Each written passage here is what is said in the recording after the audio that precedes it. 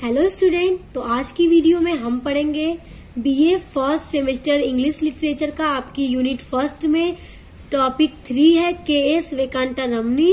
तो इनका कॉन्ट्रीब्यूशन आपको पढ़ना है, कॉन्ट्रीब्यूशन ऑफ के.एस. वेंकटरमणी। तो आज की वीडियो में हम यही पढ़ने वाले हैं, तो चलिए स्टार्ट करते हैं। Kaveri Pattanam Siddhanath Venkataramani is a famous writer and lawyer. तो के.एस. वेंकटरमणी का पूरा नाम है कावेरी पट्टनम सिद्धनाथ वेंकटरमणी, जिसको शॉर्ट में के.एस. वेंकटरमणी लिखते हैं। He is a famous writer, जो इंग्लिश लिटरेचर के बहुत ही फेमस राइटर हैं और लॉयर भी हैं। Who voiced the pain rural South India. Who voiced, उन्होंने आवाज दी, द पेन यानी दर्द को, रूरल यानी ग्रामीण, साउथ इंडिया दक्षिण भारत के ग्रामीण जगहों पे जो लोग रहते थे उनके लिए उन्होंने बहुत ही आवाज दी और बहुत से वर्क्स किए, बहुत से कार्य किए। एंड इंडियन इंडिपेंडेंस मूवमेंट मतलब आंदोलन, इन्होंने भारत को ब्रिटिश रूल से आजाद कराने के लिए भी बहुत से योगदान दिए।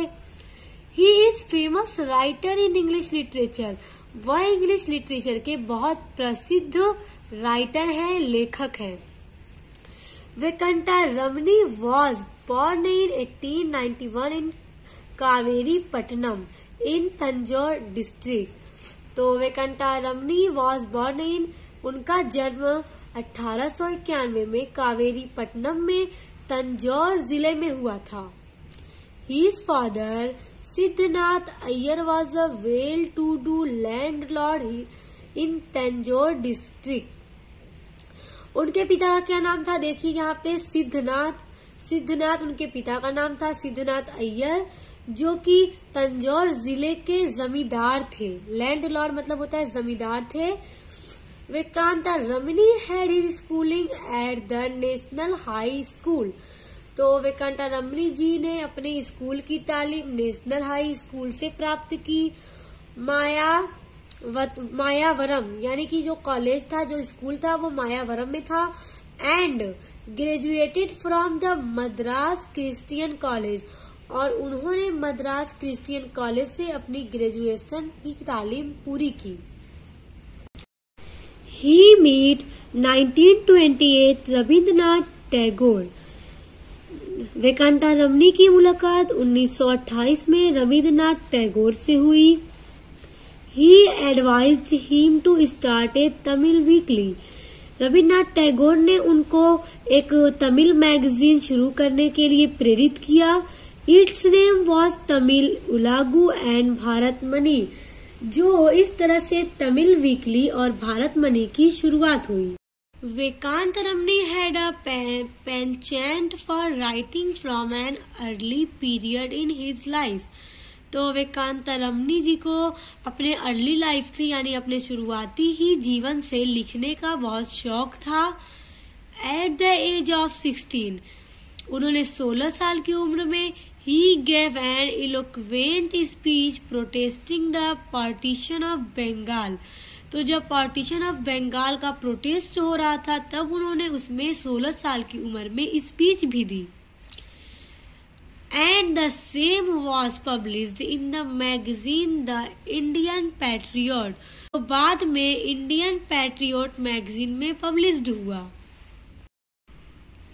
वेंकटरमणी's first book was paper boats. तो वेंकटरमणी जी ने जो इंग्लिश लिटरेचर में अपना कॉन्ट्रीब्यूशन दिया, तो उनमें उनकी जो सबसे पहली बुक थी वो थी पेपर बोट्स। तो आप लोग बुक का नाम अच्छे से लर्न करिएगा, इस पे ध्यान दीजिएगा। Which was published in 1921। तो इनकी जो पहली बुक थी पेपर बोट्स, जो पब्लिश्ड हुई 1921 में। तो स्टूडेंट, आप लोग ये जो उनके बुक्स रहते हैं और जिस ईयर में उनकी बुक पब्लिश होती है, वो आप लोग को बहुत ध्यान देना है और अच्छे से इसको लर्न भी करना है, क्योंकि जब आप एग्जाम में इनका कॉन्ट्रीब्यूशन लिखेंगे तो यही सारी चीजें आपको उसमें बहुत अच्छे से मेंशन करना है। In the book of paper boats he describe. तो अब देखिए कि उन्होंने अपनी पहली बुक पेपर बोट्स में क्या कहा है। तो in the books of paper boats he describe rural life of West Bengal.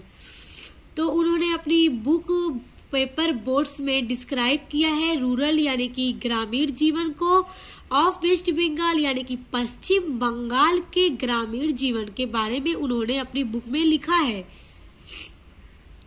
His first novel was Murugan the tiller.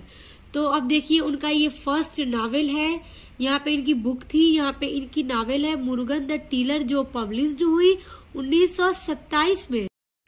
His work Kingdom the Patriot was serialized in Swaraj magazine in 1931 and published as a book in 1932।